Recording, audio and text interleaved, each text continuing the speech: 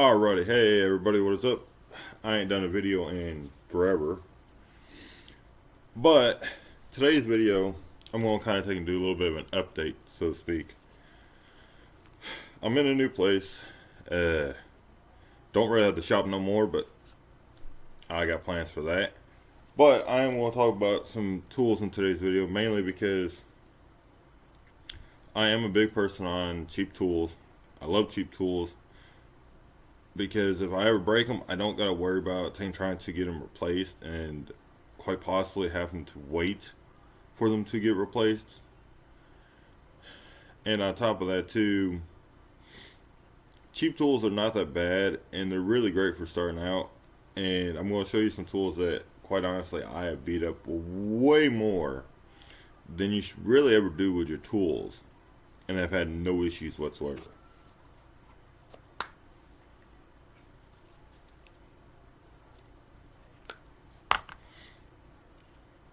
The only cheap tools I've actually had break on me are some of my chrome sockets. Well, only one of my chrome sockets. And I've broken a couple of extensions, which one of the extensions I broke was not a cheap one, it was more of an expensive one. And then I've broken plenty of adapters, but I already knew I would end up breaking those eventually just because they're adapters.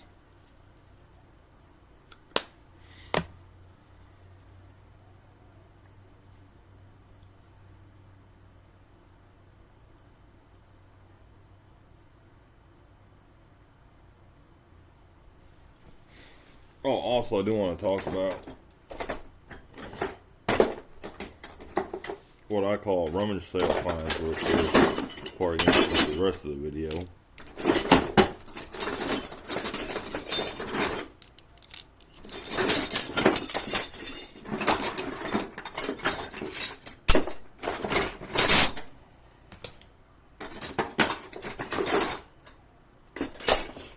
Okay, I had another one in here somewhere, but I can't find it. But these guys right here are what I call rummage sale find, because these are the type of things you can find there. Now, these are not all the same brand, I do not think. Okay, some of them are. This one's a Cobalt. And quite honestly, I kind of like these dual boxing, ratcheting, boxing wrenches. Except for the fact that, and I've done this so I know what happens, is because of the little switch on the side here. Yeah, I've accidentally hit that and changed it, trying to get it into where I need to get into. It does have a nice offset, even on the one that ain't from the same brand. It's got a nice offset. It just not the greatest in my opinion. And also on top of that too, I actually do prefer an open end on one end and then a box on the other end, which is the wrong wrench for that demonstration. But I prefer something like this, honestly, because if I can't get to it with this, and I take and try to, but I just can't get it, it's called I just flip it over and get into there. And if this is because it's straight, it doesn't work, all I do is, because since they're so cheap, I just take them and bend them or bust off the end of it or cut off the end of it, whatever happens, because sometimes when you try to bend these, they don't bend, they break. So for this one, I don't think, well, this seems like a pretty heavy duty one. But that is something I figure I'll throw out the way real quick. Now, this is one of my perfect examples of cheap tools that do good. You can literally take one look at these, I think they're 45s. Yeah, 45s. And you can tell I use these things a lot. Hold on one second, y'all.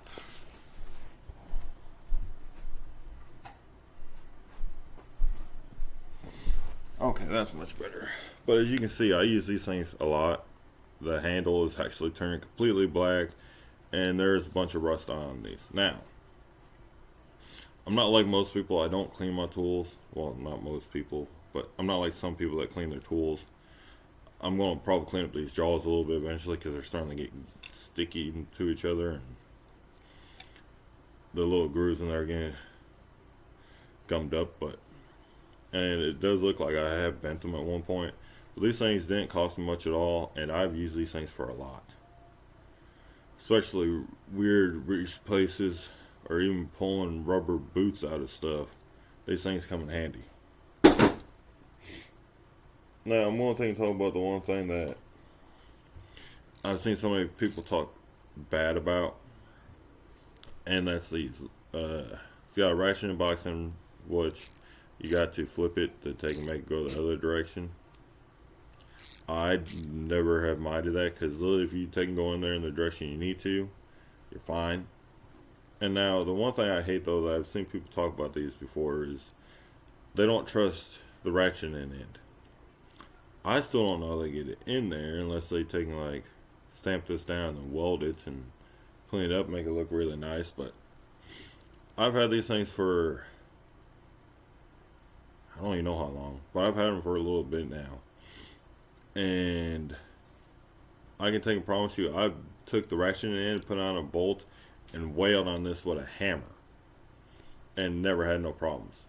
The open ends, I don't use much on these because the only real reason why I got these in my toolbox is for this. I grab these a lot. These are normally one of my first grab boxing wrenches just because it ratchets. I'll sometimes even grab this before my ratchet because if I'm in an area where I don't think I can get a ratchet and socket into, I'll grab this. Even though I do have a low profile ratchet set. I don't use it much, mainly just because I don't think about it. I got these. And that whole set cost me like 20 something bucks, something like that. Next thing we'll talk about is my go-tos, which this ain't my go-to anymore, this is. But I do still use this sometimes. I just mainly, what it comes down to is I forget that I have this actually. And I know a lot of people are thinking, how do you forget you have something like that? Well, I'm so used to using a ratchet and socket that I just forget. Now the head, it has gotten loose on this thing. Nothing that can be done about that, honestly. Mainly because I keep doing stuff what I'm not supposed to. Because it takes and says like, I think it says it can handle 100 foot-pounds of like actual torque on it. But I do way more than that. And I think I need to re-grease this thing eventually. But this thing actually does do pretty good. I've had zero issues with it. I've actually used this thing a lot for brake jobs. Just because it fits in back there nicely. And I can just go boom. And then zing it right off. It does got the little battery indicator. Of course, unfortunately, you have to press the trigger in order to see that, which ain't that great. Stickers have been taken off of this one. And on the one side of this one, because stickers are coming off anyways, as you can see. One's on the battery. Only thing I don't like about these batteries is you got to plug the charger into the battery. Which, the reason why I don't like that is because then if you have this battery plugged in and you drop it, you could break either the charger or the battery. And these are lithium ion batteries. This is a 12 volt set, I think. Yeah, 12 volts. This is a 2 amp hour battery. I don't know if they got any bigger batteries than this for the 12 volts. But this tool only cost me like 80 something bucks, something like that. It was a really nice buy. I'm glad I bought it. It has helped me out a lot. So I definitely suggest getting one of these. And it came with the battery and the charger and the blow motor case, which I don't have no more. Well, I do have, I just don't have with me. And I don't use the blow motor case. I put that thing into a box for storage in case if I ever needed to take this with me. Like if I ever were taking, get me a truck and I wanted to take some of my tools, man, I don't want them getting damaged, I'll throw them in there. But chances of that happening are slim to none. I'll probably just throw these into the truck how they sit. I don't remember what brand made these. Oh, Power Torque. It's right there on the bottom. But they do have some other ones too that I'm going to eventually get. But But I can't remember how much torque it does itself off the top of my head. I know it's not that much, but it does work very well. This is what I call my mini Uga Uga. Same battery, same charging style. And this thing I have used and abused way more than what most people would ever dare to do. This thing says it does 100 foot-pounds of torque, and I would honestly believe it because I've used this one to tear apart a rear end. And both of these are 3/8, so that's nice. And at first, this handle actually I hated because it's so big and bulky, but the more I've used this, the more I don't mind it at all. Now there is a little trick I learned with this thing though to actually help it torque better, getting bolts off, is I press into it really hard and then I let back some and it zings off. This one does have a light. Again though, the light only turns on when you press the button. Same thing with the battery indicator right there. And this is actually what I use a lot of times to get stubborn bolts off, or I've even used this before on oil pan plugs that won't come off. I don't do it on every brand of vehicle because some of them are aluminum, some of them are steel. It all just depends on what I'm messing with. But you got those people that will literally go in there with an air ratchet and torque down the oil plug, the oil pan plug, and they will mess up the threads or just get it on there so tight that you ain't getting off with a ratchet or a socket. And trust me, I've been there before. It's no fun. So this thing really does save a lot of time and energy and has made my life way easier. So, and this thing costs about the same price as the other one, about 80 something bucks. Came with a blow molded case, battery, 12 volts, and it came with a charger as well. And this thing is amazing. Now on to something I have had for a little while and have had no problems out of it whatsoever, except for it does sound a little bit worse now. And and as I have dubbed it, the beater. I don't know if y'all can see that or not, but this is just a regular impact. But the nice thing is I do have adapters to be able to put sockets onto this. And I've used this thing before for CV axle nuts, for building with, of course, because it's an impact. And I have, I'm trying to think how many screws I probably have drove with this thing. I know I probably drove thousands of screws with this, and I have sat there and done countless of bolts with this. Never had no issues. I've even used this before on tires to take tires on and off, and I have had no problem. I mean, I have torqued down lug nuts with this, and then while I go to put my breaker bar on it to make sure it's done properly, nope, I can't get them to I can't get them to go no tighter. So this is definitely nice to have. It is 20 volt. I think these are 1.5 amp hour batteries. Yep. I'm going to eventually upgrade the batteries in this to 4 hour batteries, but I know these batteries have lasted me a good long time. Unfortunately, there's no charger indicator on this thing whatsoever. It does have a light, but the light is, in my opinion, in one of the worst places it can be. It's down here, and again, you gotta press the trigger to be able to even use it, which pretty much makes it useless. But the only reason why this thing sounds a little bit worse for wear is because I had a really stubborn CV axle nut, and I didn't have me a type of die kit. I still do. I do have me a type of die kit now, but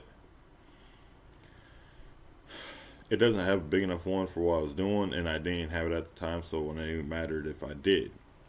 Because some of the threads got messed up because even after I took that little tab and got out of my way on the CV axle nut, it still would not bust loose no matter what I did. So I used this, and it did zing it off, zinged it back on, no problems, no muss, no fuss, no nothing. it just ended up getting super hot. Killed the battery to the point where it took me, I think I had to bake this battery for like a day or something for this battery to take a charge again. Might not even been this battery, it might be the battery in my drill. But either way, this thing is not the best as it used to be. Now onto the drill though. Okay, but onto the drill. It's got the same stupid light on it. Same battery.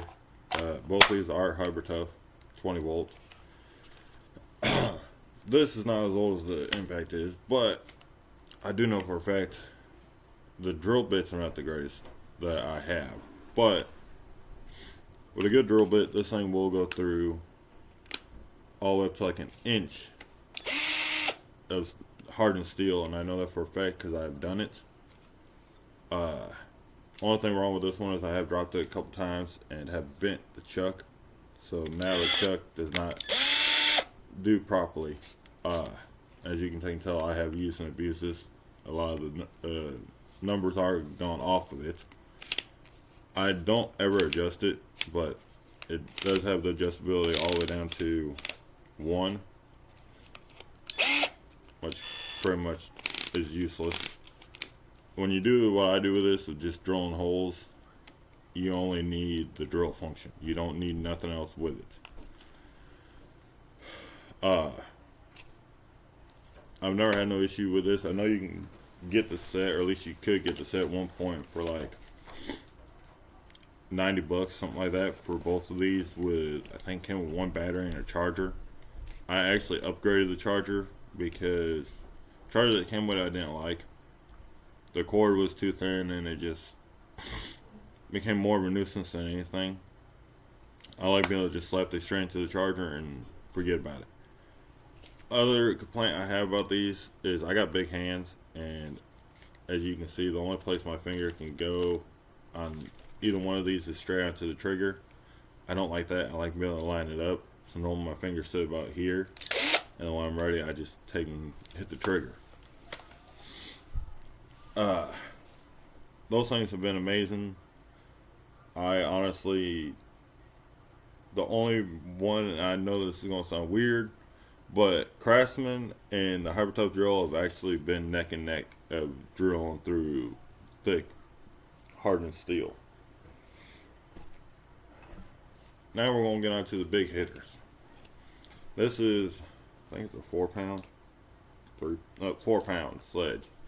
And as you can see, this is my main go-to. I have used this a lot.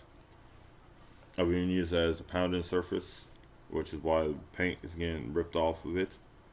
Because I'll actually lay it down on the ground or whatever I need to do and bang on a piece of metal on top of this just as a quick, easy way to bend stuff out. I've even done the same thing with the hitting face on these, which you're not supposed to do, but when you're in a pinch, you do what you gotta do. And this is made by Hybrid Tough. I think it's got like some sort of fiberglass handle or some nonsense like that. Nice thing is though, it's got a through eye here, so if I ever had to, if this broke and I had to replace it with wood, I could actually do so. And this thing has just been phenomenal. And then my little ball peen that I've actually used a lot, I actually busted the little plastic cap off of there. And this is just a little, I can't even see the number no more. I think it says 8. And I have broken the handle a lot, which is why the electrical tape went from being about like here to up here, and I'm going to have to wrap the whole handle with electrical tape because it is broken. But this thing still works beautifully. Had no issues out of this whatsoever. And I've used this a lot in conjunction with my other ball peen. Now the one thing that I don't use much, but I know a lot of people do like using them, I only use them if I'm doing something where there's a lot of sparks, or if I'm dealing with hot material, and that is gloves. I think I spent like $10 on these. Oh, which sledgehammer I know was on $20, and the ball peen was like about $10, something like that. But these gloves are only about $10. you're not going to be reaching into a furnace with these, not by a long shot. But when you do heat up a piece of material like I've done, or you're dealing with sparks, these things do work, and they will save your hands. I mean, you're still going to take and feel the heat. Like I know I heated up a hub assembly with these before, and then grabbed it and threw it up onto the workbench, and then had to use these to be able to hold the part while I took and did what I had to with the part. But these things will not protect you that well. They will just protect you enough to where you do not cause serious damage. Now, as you can also clearly see with these gloves, though, you see which glove I use the most. I always use the right-handed one because that's the hand I use to grab stuff with a lot, and that's the hand I mainly use if I'm using a tool. So, always get you a good pair of gloves. I don't use gloves much when I'm working on vehicles, but when you do need them, it's nice to have a good pair you can trust. And there's a lot of reasons why I don't go into gloves, or why I don't use gloves, but I'll go into that in a different video.